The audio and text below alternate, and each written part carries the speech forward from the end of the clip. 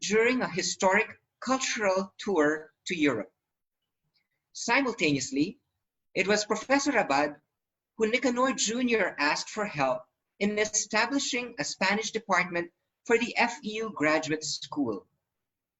In 1962, he endorsed Alfredo Veloso, former dean of the Institute of Arts and Sciences, for a scholarship to study in the Instituto Caro y Cuervo in Colombia. Throughout his teaching career, he also taught part-time in FEU. The idea for the Premio came from Dr. Andrea Gallo of the Editorial Hispano Árabe, who proposed the idea to FEU. He had been thinking about creating a Premio in honor of Antonio Abad for some time and saw an opportunity to ask if FEU would be interested in taking on the project. FEU has always supported literary projects. In 2017, FEU paid tribute to National Artist for Literature Nick Joaquin by launching the Nick Joaquin Special Collections and Memorabilia Room. As such, FEU welcomed the idea and agreed to house the Premio. Moreover, as Abad was always at home in FEU, it seemed like a fitting tribute to the former professor. To Dr. Gallo and to scholars of Hispano-Filipino literature, Antonio Abad is one of the greatest Filipino authors and intellectuals of all time, and whose works, like those of Rizal and Balmori, need to be recognized. In more recent times, some works of Abad have once again seen the light of day. In 2013, two of his novels were relaunched: La Oveja de Nathan, originally published in 1929 by Vibal Foundation, and El Campeón, originally published in 1939 by Instituto Cervantes. His essays and speeches on his defense of the Spanish language have also been the subject of various studies by scholars from all over the world. It is a popular opinion that Spanish was never the language of the Philippines, but Abad believed otherwise. Dr. Gallo says, Abad wrote in Spanish as a Filipino language, as a language from the Philippines, as the language of the Filipino tradition, is the language of the Filipino nation. During most of the American period, Abad used Spanish, as did Rizal during his time, as a means to challenge the American rule and to establish a Filipino identity which is intrinsically intertwined with Spanish culture. In this spirit, the Premio Abad was created with the hope of fostering a rich Philippine literary tradition that is often neglected. The Premio is open to all Filipino writers, including those living abroad. All literary genres, poetry, short stories, novels, drama, and essays are accepted. The prize is a publication of the winning work by the Editorial Hispano Árabe, with copies being made available in Spain as well as here in FEU. The award-winning books will also be made available via Amazon.com. For the second edition of the Premio, submissions can be sent to the details flashed on the screen.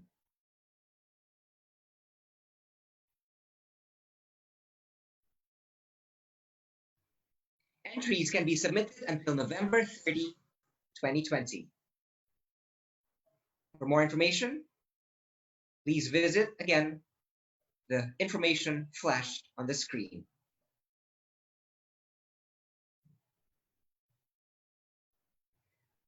I would like to now acknowledge our esteemed panel of judges for the first Premio Antonio M. Abad. The International Committee of Judges is chaired by Dr. Beatriz Alvarez Tardillo of the Universidad Rey Juan Carlos de Madrid.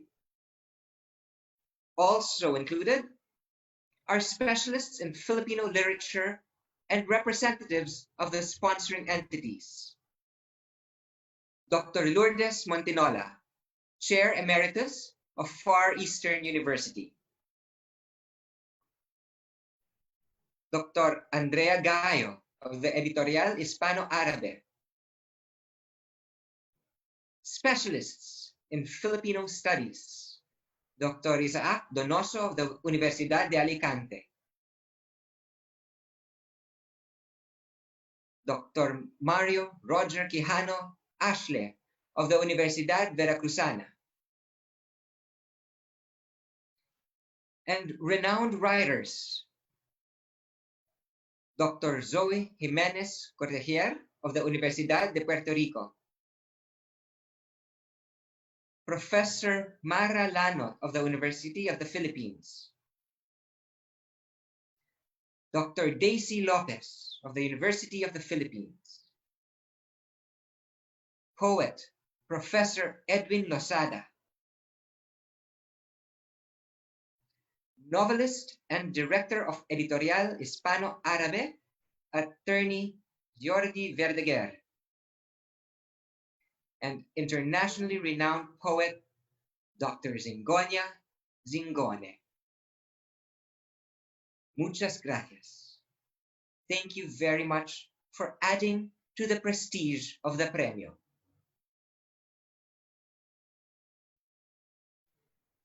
I will now introduce our first speaker, member of the board of the Premio Abad, Dr. Andrea Gallo.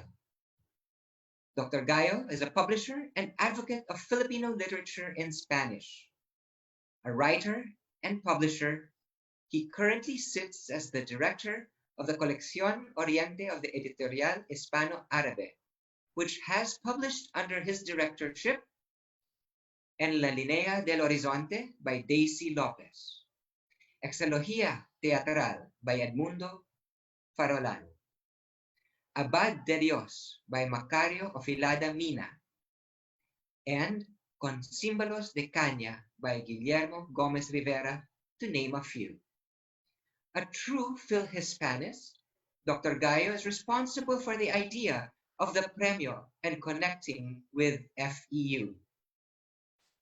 Dr. Gallo, who is based in Venice, Italy, sent the following message. Hola, muy buenas tardes a todos y muchas gracias por haberme invitado a este evento tan importante y nuevo para la cultura filipina, promovido y apoyado por FEU, la Universidad de Extremo Oriente de Manila. Siento no poder conectarme en directo con ustedes, pero igualmente me alegro de poder mandarles un saludo a distancia y poder agradecer a todos los que han colaborado en la realización del Premio de Letras Antonio Abad. Primeramente quiero agradecer a Gianna Montinola y a Diego Abad por haber creído en este proyecto. Por fin hemos vuelto a tener un premio literario filipino en español. Gracias al jurado internacional de esta edición 2020. Gracias a doña Lourdes Montinola y Reyes, nuestra anfitriona. Gracias a Beatriz Álvarez Tardío, que ha presidido el jurado en esta primera edición.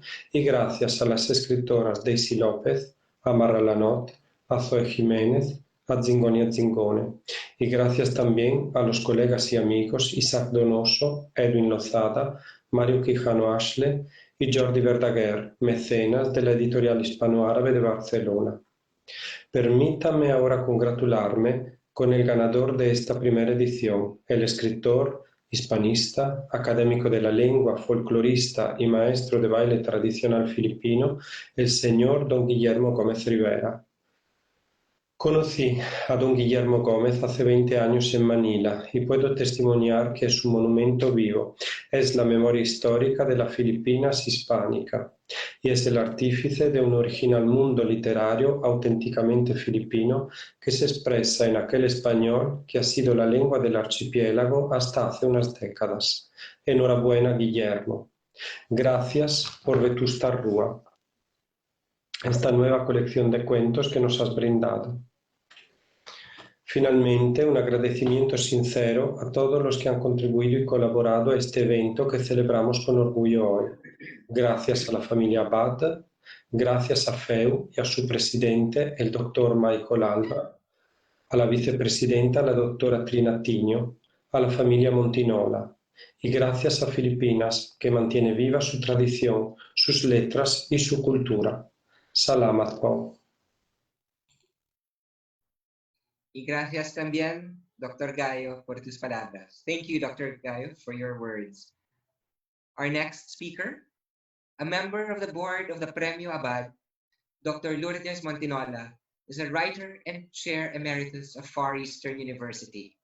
She has authored 2 award-winning books to date, Piña of 1991 and Breaking the Silence of 1996. Dr. Montinola will deliver her remarks via video. Cuando mi padre, el doctor Nicanor Reyes, fundó la Universidad del Extremo Oriente en 1928, entonces como el Instituto de Contaduría, se llenó el deseo de establecer una escuela de contabilidad para preparar a los jóvenes adultos a convertirse en contadores públicos certificados. Previó que con la próxima independencia de Filipinas, muchos contadores serían necesarios en las empresas que se formarían recientemente. El instituto pronto se ramificó en otros campos de estudio y así se convirtió en el Instituto de Contabilidad, Negocios y Finanzas en 1929, solo un año después de su fundación. Luego, en 1933, la población estudiantil creció de 117 a 11,000, elevando la escuela al rango de la universidad. No menos que el presidente Manuel Elkeson saludó a mi padre por abrir nuevos senderos y llamó a la FIU la mejor institución no sectaria del país. Hoy continuamos el legado de mi padre y abrimos nuevos caminos mientras celebramos a uno de los escritores hispano-filipinos más distinguidos de nuestra generación, Guillermo Gomez Rivera, quien, como mi padre, ha trabajado incansablemente por lo que cree que es por el bien mayor de nuestro pueblo. En efecto, esta es una gran oportunidad, no solo para nosotros aquí hoy, sino también para los que nos rodean, porque continuamos lo que forma parte de nuestro patrimonio, las letras españolas. Es por la misma razón que acogimos con beneplácito el premio que lleva el nombre de Antonio M. Abad, que fue uno de los más firmes defensores de la lengua española durante su tiempo y que encarnaba los valores fundamentales de la FIU de fortaleza, excelencia y rectitud, valores que llevó consigo a lo largo de su vida. Por lo tanto, solo es apropiado que la FIU sirva como sede del premio. Con este premio esperamos continuar con lo que ha hecho a lo largo de su vida para promover las letras filipinas en español, para esta generación y para la próxima. La lengua española es tan resistente como el pueblo filipino y hoy es una prueba de ello. Era el lenguaje de pasado, como era para Rizal, mi padre y Abad, pero también es el idioma de hoy, como vemos en Vetusta Rúa de Guillermo Paz Rivera. A todos aquí, gracias y tengan un día bendito.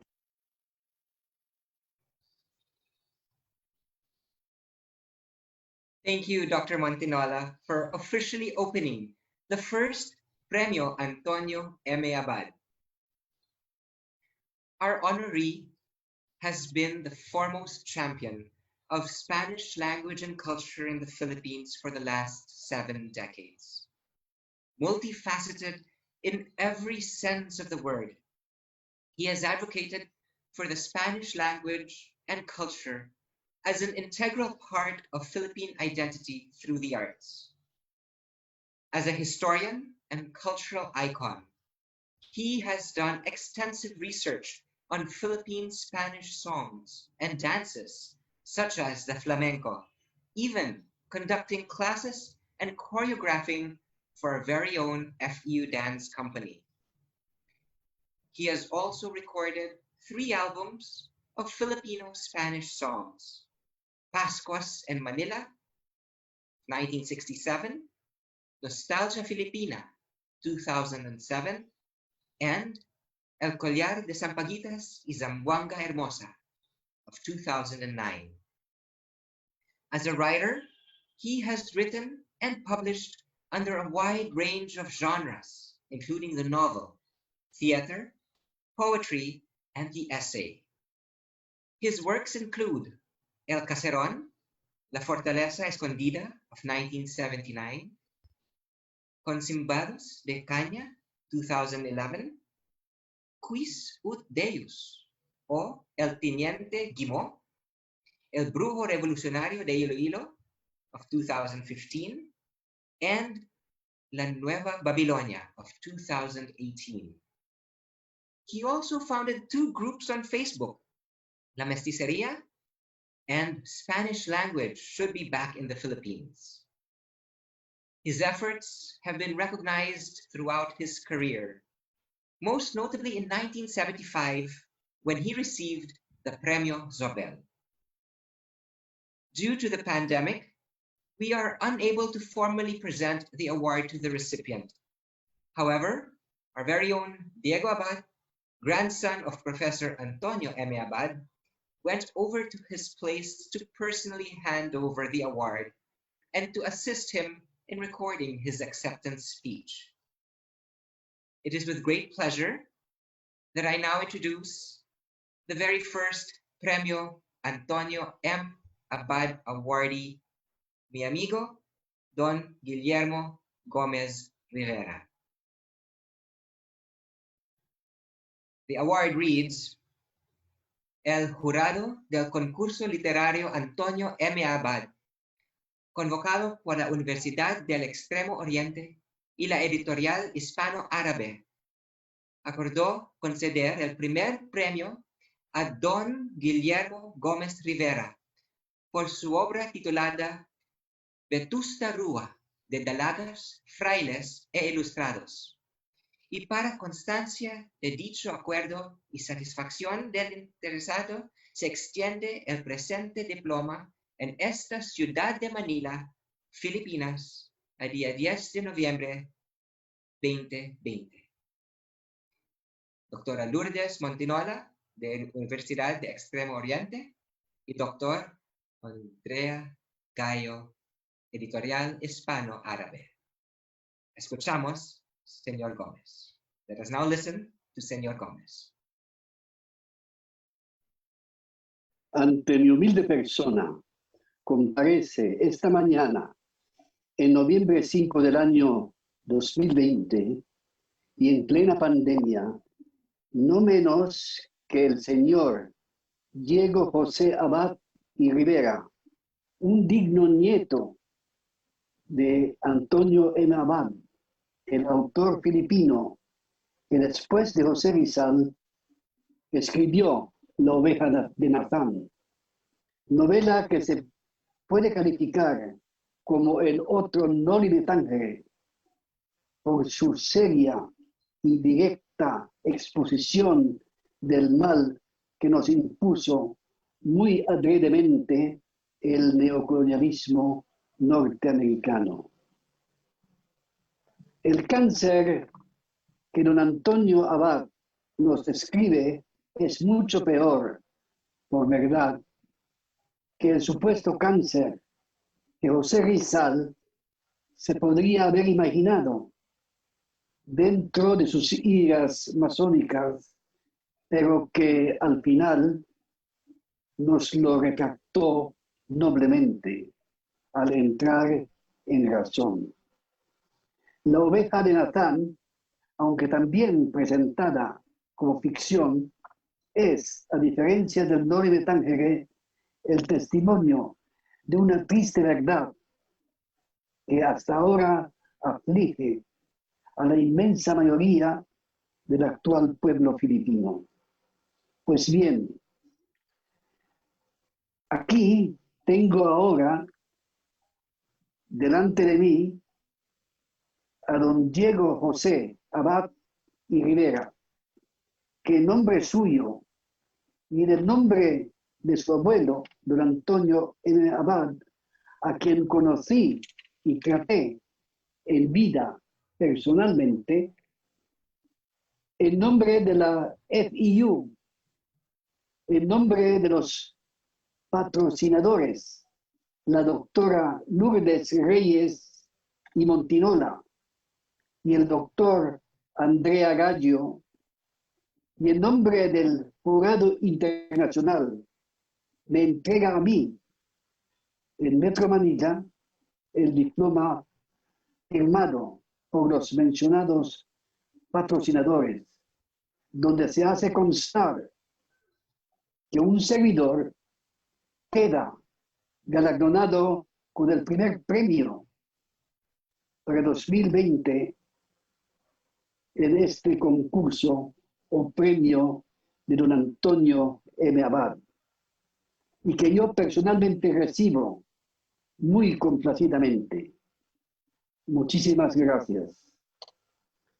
Debo terminar este breve discurso de aceptación diciendo que la obra premiada, titulada Vetusta Rúa, de Dalagas, Frailes e Ilustrados, cuyo publicista es la editorial Hispano Árabe de Barcelona, dirigida por el gran novelista catalán don Jordi Verdaguer Vila Civil, puede conseguirse de Amazon. Muchísimas gracias y quedo muy contento por este reconocimiento.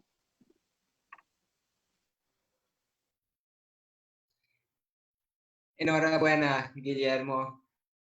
Wonderful words by your Premio Abad winner, Guillermo Gomez Rivera. Bravo.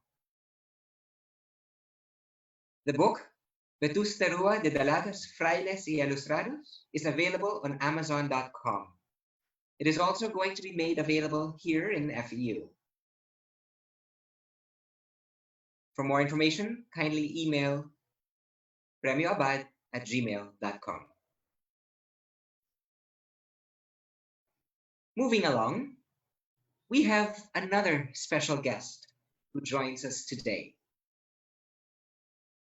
Professor Ambeth Ocampo is one of the most celebrated Philippine historians today and is one of the foremost authorities on Rizal. He is the author of several multi-awarded books, including The Paintings of E. Aguilar Cruz, 1986, Rizal Without the Overcoat, a National Book Awards winner, 1990, Meaning and History, 1991, and Bones of Contention, also 1991. He has served as chairman of the National Historical Commission of the Philippines and the National Commission for Culture and the Arts. I would like to remind our audience that there will be a live question and answer portion after the video. If you wish to ask a question, kindly send it to me or use the chat box below. Kindly limit your questions to 2 or 3 sentences. We will do our best to accommodate every question. Please welcome Professor Ambeth Ocampo, who recorded his talk in the Nick Joaquin Special Collections Room in the FEU Library. I often describe history as a nightmare that we should wake up from. That's why for many years I've been writing, researching, and studying so that the present and the future don't have to read like the past. I'm Ambeto Campo of Ateneo de Manila University. I'm here to give a talk today on why Spanish, or the reading and understanding of Spanish, is important. Travelers and students of foreign languages are often warned about false friends, meaning a word that appears in your mother tongue and a foreign language, but with different meanings. Of the many misadventures I have had with false friends, the most memorable was during my first stay in Madrid. Homesick one day, I was drawn into a bakery by the smell of fresh bread and the wonderful cakes and pastries displayed on the shop window. I did not know much Spanish at the time and decided to play it safe by pointing to something familiar, a sweet, fluffy bread that all Filipinos know as mamon. The shopkeeper corrected me curtly and said these were magdalenas. I explained that in the Philippines we call them mamon and asked for the price. I was corrected a second time, son magdalenas. When I insisted on calling them mamon a third time, I was nearly thrown out of the bakery because I was to find out later that mamon is the vulgar Spanish word for breasts. In the Philippines, we are not bothered, and we actually have breads called monay and pan de regla. We even have coconut jam that comes in circular round containers called sundot kulango. In Philippine cinema, the villain is often called contrabida, from the Spanish contra, against, vida, life. You see the connection more clearly when you use the round rubber inflatable floaties that when we swim, known as salvavida, that is Spanish for salva, to save, and vida, lives. This brings us to the term salvage, an English word that means to save or recover, but in the Philippines was the former term for EJK, or extrajudicial killing. How did this come about? Salvaje is the Spanish word for savage. When used as a verb in the Philippines, as in sinalbaje, it means to savage or brutalize. Salvaje, written in Spanish with a J, but read as English, became salvage, and that explains the shift in meaning. The Philippines is a young nation with an old history, and it is unfortunate that many Filipinos today are separated from their past because of language. I must admit that I cannot speak Spanish as well as I should, but having 12 units of required college Spanish and another 12 units of elective French gave me the foundation for a career in Philippine history, specifically my interest in the late 19th century, whose documentation I was able to unlock twice over. First, by accessing the actual documents from libraries and archives, and second, by being able to read and understand them. College students, like myself, hated Spanish as much as math and ROTC, and I think the main problem was not the language itself, but the way in which we were taught. All I remember from my Spanish classes were the drills on grammar, and I hated grammar. I'm sure that if students had been taught and encouraged to speak rather than conjugate words, to read and appreciate literature rather than unravel the intricacies of the subjunctive, many Filipinos would still be comfortable with Spanish today, if not in speaking, at least in reading proficiency. I learned Spanish after college by reading Rizal's Noli and Fili in the original, and I made sense of it because I already knew the story in Filipino from high school and in English from college. At the time, Spanish was abolished from the university curriculum in 1987. There was a prevailing sentiment to fully implement bilingual education in English and Filipino, with a preferential option for the latter. President Corazon Aquino even issued an executive order that made Filipino the language of government, a well-intentioned move that unfortunately did not succeed. Spanish thus suffered twice in this move to develop language instruction in the Philippines. By the way, during the 1986 snap election campaign, there was an insult to Cory that can only be understood by reading her name in Spanish and pointing to the head and heart to show she was more of a heart than a brain. And the jokes meant corazón, sí, aquí, no, which shows that she has a heart but she doesn't have a head. Then there is the anti-Spanish bias that we Filipinos picked up through Araling Panlipunan and courses on Rizal and Philippine history. While Filipinos should never glorify or celebrate the colonial past, we should come to terms with it and take it, as Nick Joaquin says in his landmark essay, Culture and History, as our process of becoming, of elements of who we are today. The nation, after all, was born from a colonial experience under Spain and the US that led Carmen Guerrero Nakpil to quip that the Philippines is a country that spent 4 centuries in a convent and 50 years in Hollywood. Whether we like it or not, the modern Philippines is a part of Spain. In the same reciprocal way, Spain is part of the Philippines, not in the political or economic sense anymore, but rather in the more important and binding realm of culture and heritage.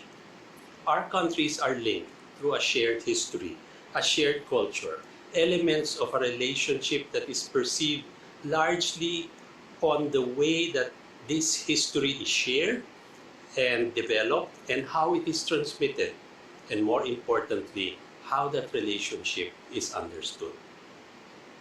There are many visible and invisible signs of Spanish legacy in the Philippines, in language, in the heavily Spanish rather than Roman Catholic faith, our food, the visual arts, music, literature, etc. To dwell on all these, even briefly, will take more than 20 minutes allotted for my presentation. So I want to discuss our shared culture, points of convergence, and sometimes points of confusion. In colloquial Filipino, the word for going out for a walk is pasear. Obviously from the Spanish verb pasear, to take a walk.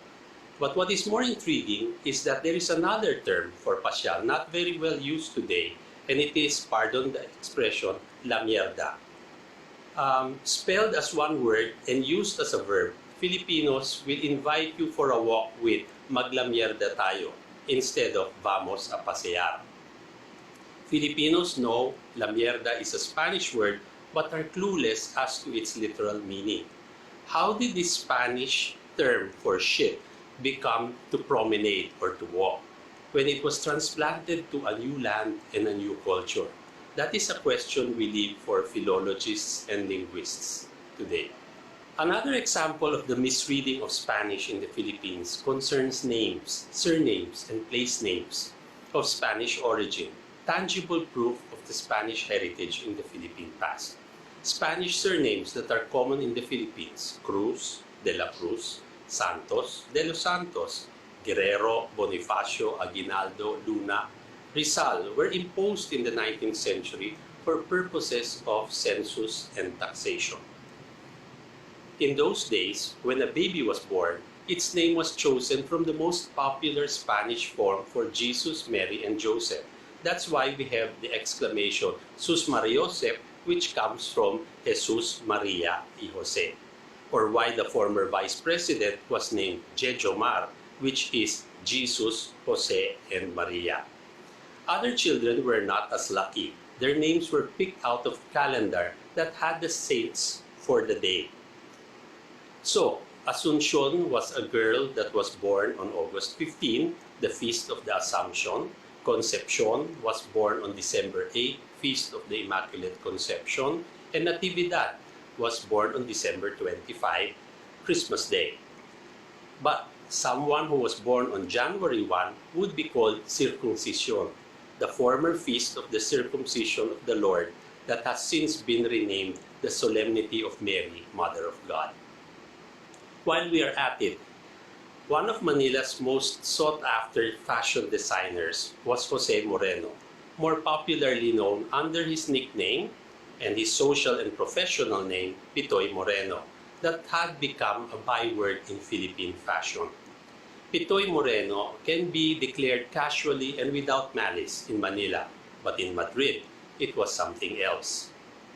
Pitoy would neither confirm nor deny that during his first fashion show in Madrid, people fell off their seats laughing when he was introduced because moreno in Spanish means dark or brown when he was fair complexioned, and pito is the vulgar word for penis. Pitoy meaning small. Therefore, Pitoy Moreno in Spanish meant little brown penis. These amusing examples illustrate how Spain and Spanish are remembered in the Philippines today, and how language is often the source for mixed signals. Our history is no different, and it is here that our countries, our people, our cultures can meet, but unfortunately do not. It is in our history that we find ourselves. History should liberate, but sometimes it tends to imprison people in the past or in old paradigms. Most foreigners wonder why Filipinos do not speak or understand Spanish, despite 3 centuries under Spain. One reason may be that the Philippines, being an archipelago of over 7,641 islands and peopled by different ethno-linguistic groups, it was deemed easier for Spanish friars and government officials to learn local languages than teach Filipinos one common language, which the Americans did quite successfully half a century later. Spanish is a global language today. With over 500 native speakers, it is the world's most spoken language next to Mandarin. And next to English, Mandarin, and Hindi, is the 4th most spoken language. It will not hurt to reclaim Spanish, that was once one of the official languages of the Philippines, a language that is part and parcel of our history and culture. The more languages one can speak, or at least read, aside from Filipino and English, equips us for the challenges in a global and globalizing world.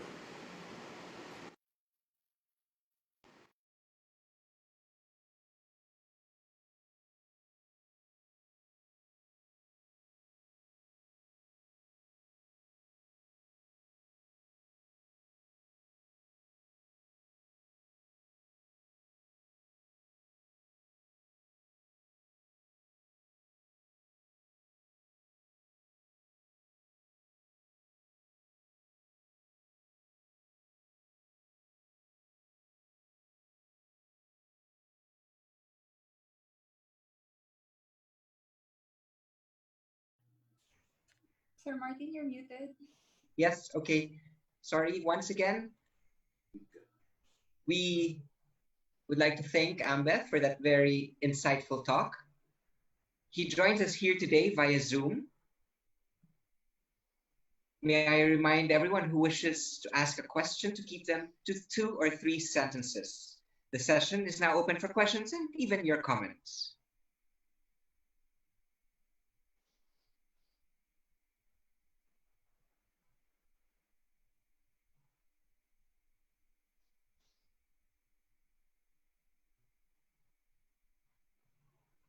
Ambeth, one question that we have is, will universities be teaching Spanish again, and will there be a chance for more Filipinos to learn the language? Will it be required again in the curriculum as it was in the past? Can you hear me? Yes. Um, in the Ateneo where I am, they still have Spanish, but I still think that 3 or 6 units of any foreign language is not enough for us to learn something.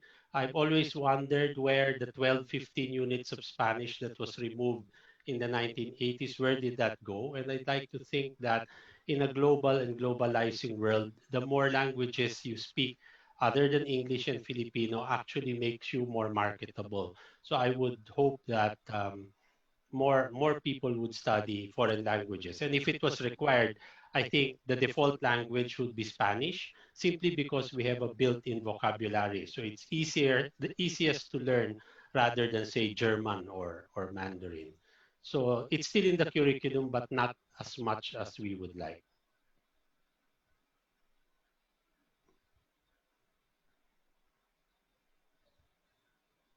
Thank you. Thank you.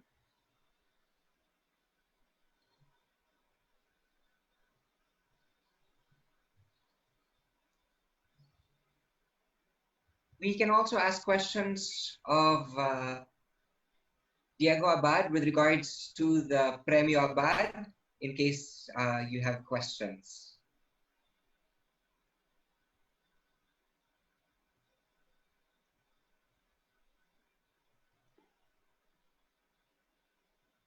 Yeah, another question I have for you, Ambeth, is with the popularity of telenovelas, is there a way that that can be used to help promote the Spanish language instead of dubbing it, for example? Just maybe put subtitles like what we had for our talks this afternoon. Actually, I think unfortunately, the telenovelas people watch today are Korean. But the nice thing about having Netflix, for example, is that it's one way for us to learn the languages. Even when I'm watching an American film, I always keep the Spanish subtitles on so that it helps me gain more vocabulary. It's really practice, and because we have the internet today, we can get Televisión Española, which was not there, when we were college students. I think it's much easier to learn a language today, and the Instituto Cervantes in Manila is doing a great job actually by keeping Spanish alive, and people have realized now, especially in call centers, that they find out that a Spanish speaker actually earns more than an English speaker. So there is actually an economic motive to actually learning Spanish. So I'd like to think that Spanish should come back and should actually be redeclared one of our official languages. But again, that needs something else. That's true, and I think the Instituto Cervantes has been growing in terms of their classes, in terms of their geographic locations. They're not just anymore in Manila, but they also have an office in Makati. They have the Casa Azul now in Intramuros as well.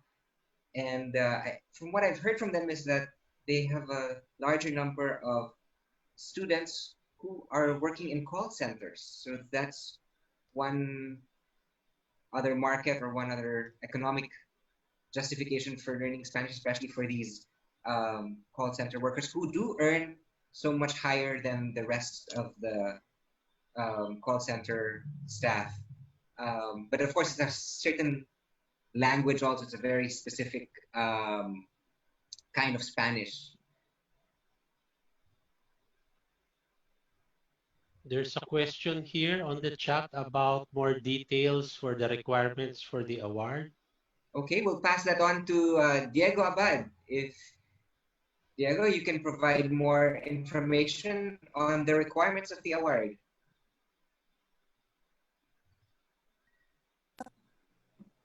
Hello. Hi. Yes. Hola, Diego. I'm good. So you can forward the questions to me either through the email. Hello. Yes, we go can ahead. We hear you. Yes, you can forward the questions to me directly via premioabad@gmail.com, or I can't see it here on the chat, unfortunately, but you can forward it to me through premioabad@gmail.com, or you can also make sure when you send it on the chat that you send it to me directly. My name here is DJRA. And it's being flashed on the screen as well. There you go. Thank you. We have a question. In terms of research, there are still many Spanish texts that have yet to be uncovered. How should new researchers go about rediscovering these texts, especially with a language barrier?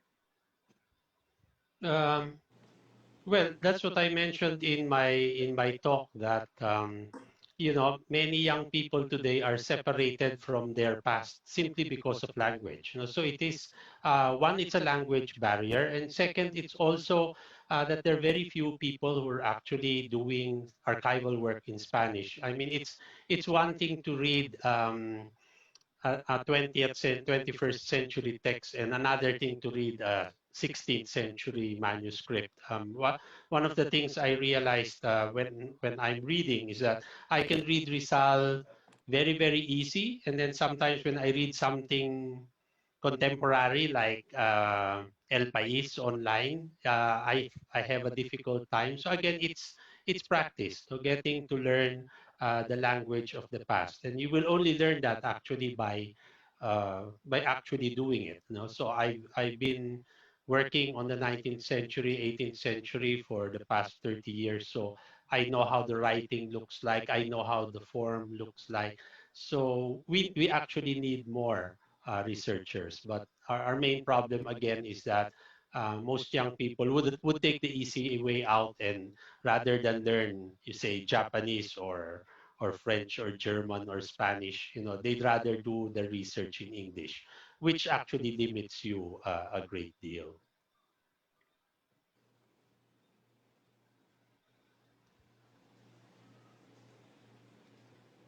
One participant asked, which you kind of answered already, but he couldn't hear your answer earlier because he's in transit, about the being. Are you supportive of a move to bring back the Spanish language as one of our country's official languages, side by side with Tagalog and English, as it was in the past? Why or why not? Yeah, actually, well, when I was still in government, it was one of the things that we wanted to do because it's so simple. It's putting it back as an official language, not our language, but historically it is a language that we had, and it connects us to that Hispanic past.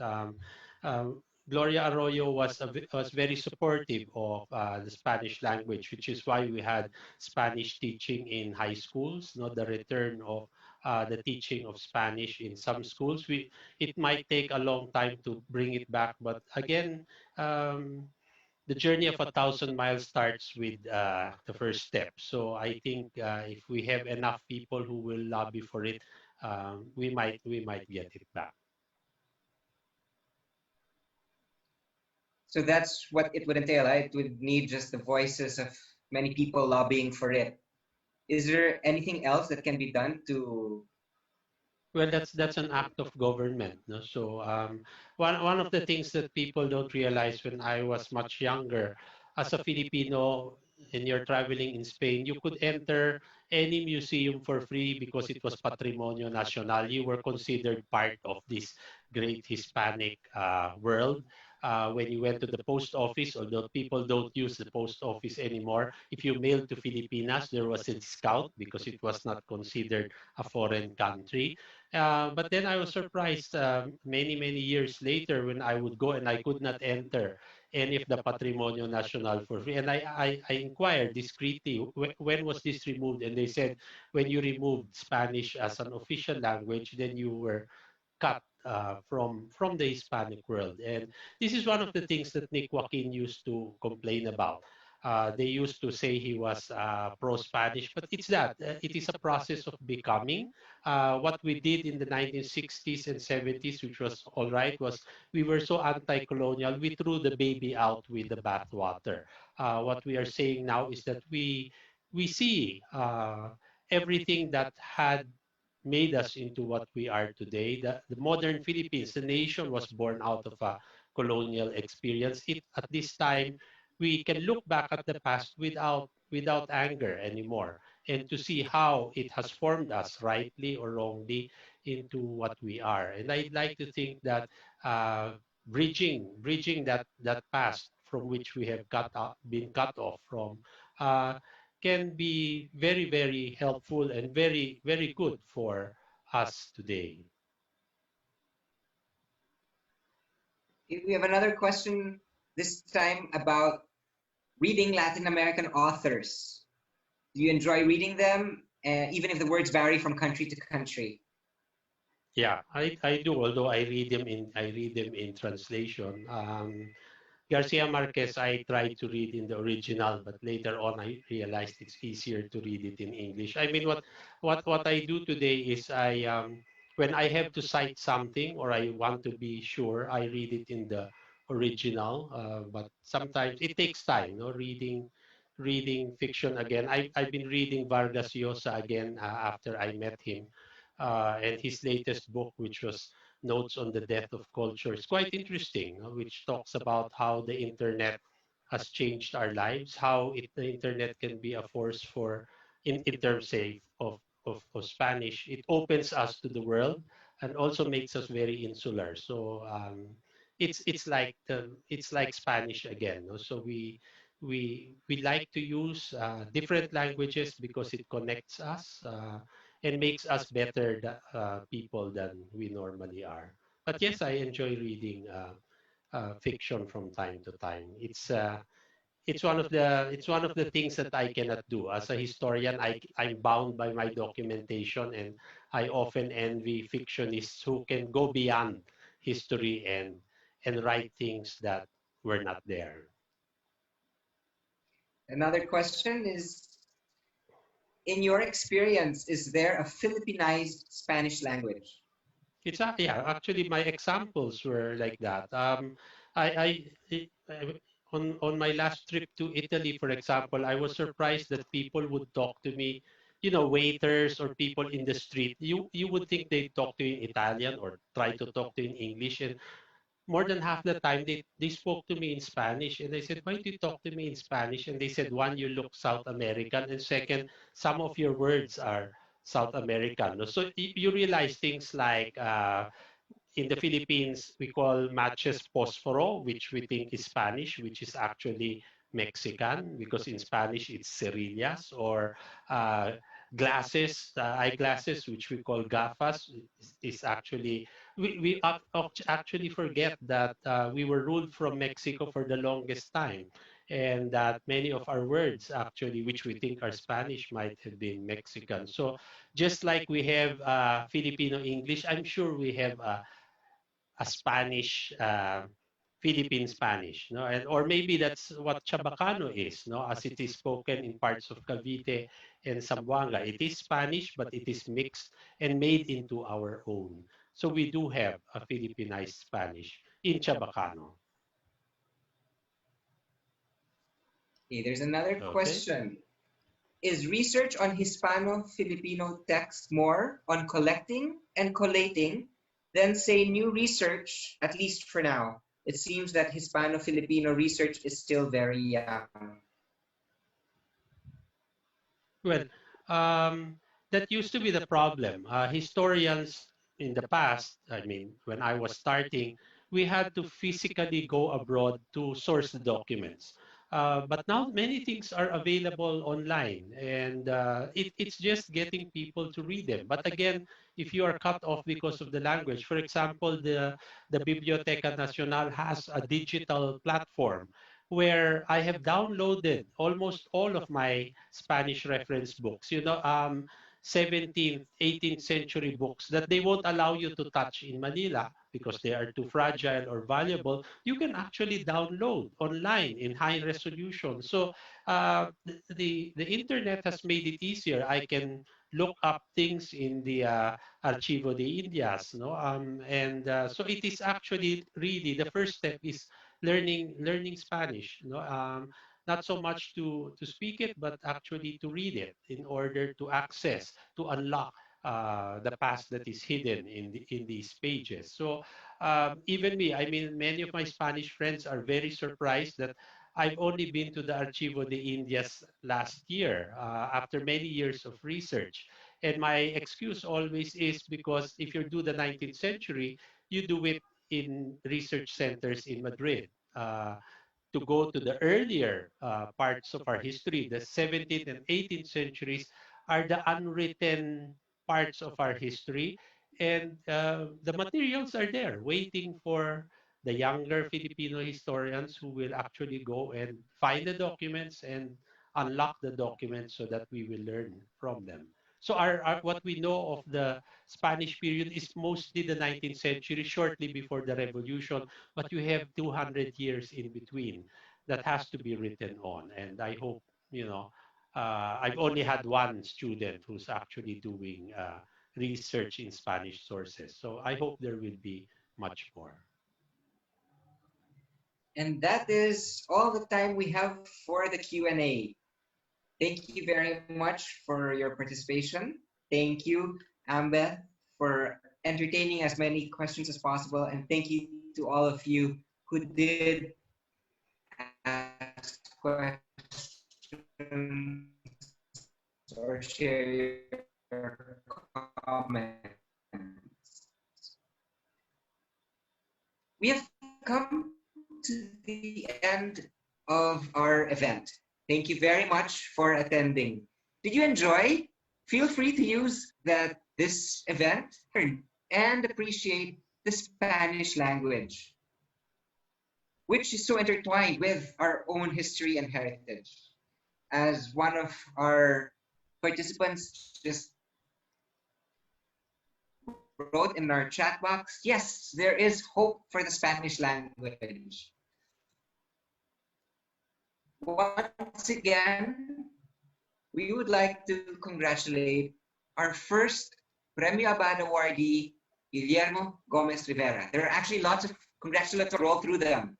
We would also like to thank our special guests, Dr. Lourdes Montinola and Ambeth Ocampo.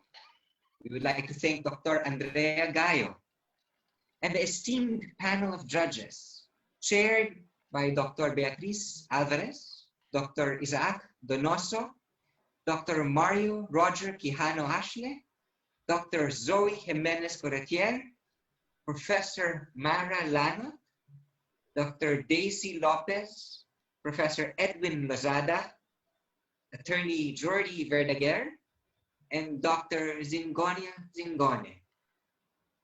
Special thanks to Attorney Guillermo Montinola, FEU's Senior Vice President for Corporate Affairs, who was instrumental in making all of this possible. The FEU Publications Department for their wonderful work with the design of the logo, and the FEU Marketing and Communications Department for arranging the event. Congratulations and thank you to all. After we end with the FEU hymn, we will keep the chat room open for a little bit longer so that you can unmute yourselves and talk to Guillermo and share your wishes for him in person. Thank you once again for being here this afternoon. We now end with the FEU hymn.